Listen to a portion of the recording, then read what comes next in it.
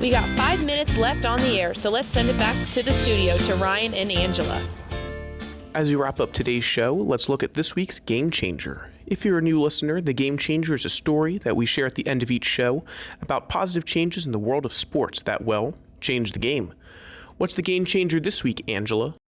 This week's Game Changer is the new collective bargaining agreement signed by the Women's National Basketball Players Association. Oh boy, let's hear all about it. For a bit of a background, the WNBA has been around since 1997 and was created by the NBA at the demand of former NBA Commissioner David Stern.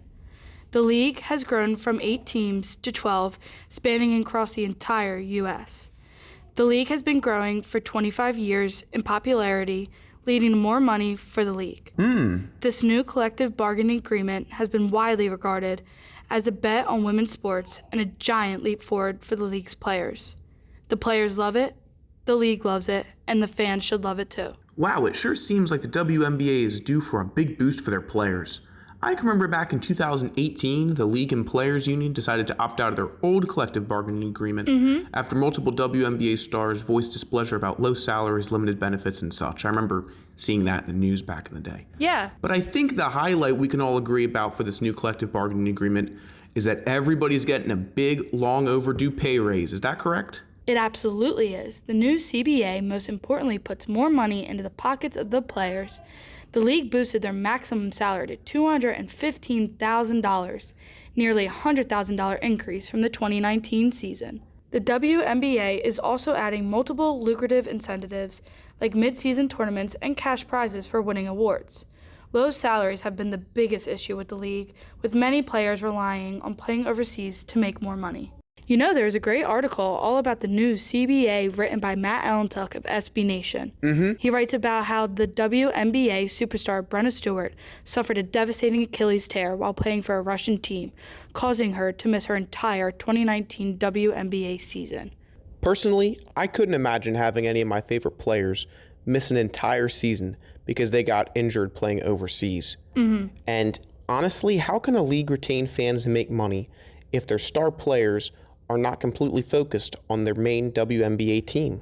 As a fan, that would just drive me crazy. Well, this has been an issue for a while now, and this new CBA is determined to keep their players in the U.S. with increased salaries. People could argue that having the players playing basketball year-round would keep them in shape and fresh all the time. Even though this may be true, imagine if LeBron James had to play in China to make more money and suffered a major injury while overseas. Oh, yeah. NBA fans and the league themselves would be devastated and angered about losing a legend for a long time and all the lost profit for the league. Now, Angela, I've also read that in the new CBA, they also added better travel accommodations for the players for road games. With there being teams across the country, travel is a key component to the WNBA life. How is the new CBA going to fix travel issues? Yes, travel has definitely been an area the WNBA has struggled with in the past. Long layovers and cramped seats for flights that could be as far as Seattle to Uncasville, Connecticut. The new CBA will give each player their own travel accommodations so the taller players can fly adequately. And also, each team will still fly in commercial planes, but they will be sitting up in Economy Plus for a more plush flight. Now, other than the players making more money and traveling more comfortably to road games, another big step in the right direction for the WNBA is the addition of full paid maternity leave for all players. I'd have to imagine that this is huge, right? Indeed, it is. The WNBA is a league built up of women who, before this new CBA was signed, may have been timid to start a family while they were in the prime of their careers because of the lost income. But that fear is no more. In addition to fully paid maternity leave, players with children will also be eligible for childcare and housing assistance, all covered by the WNBA. Other family planning services will be available to encourage players to not let their athletic career get in the way of motherhood.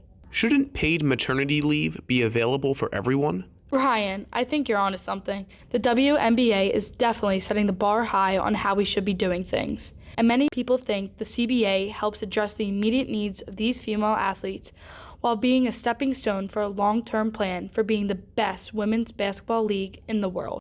Well, if it isn't obvious yet, the new CBA for the WNBA is a massive step forward not only for the league, but for women in general. I hope other leagues see what the WNBA has done to take care of their players and help spread appreciation for women's sports. Thank you for joining us, and have a great day. Make sure to tune in next time when Ryan and Angela interview table tennis star Tomokazu Harimoto as he gives insight into the tricks of the game, and we'll learn all about how a German handball team is giving back to their community on and off the court.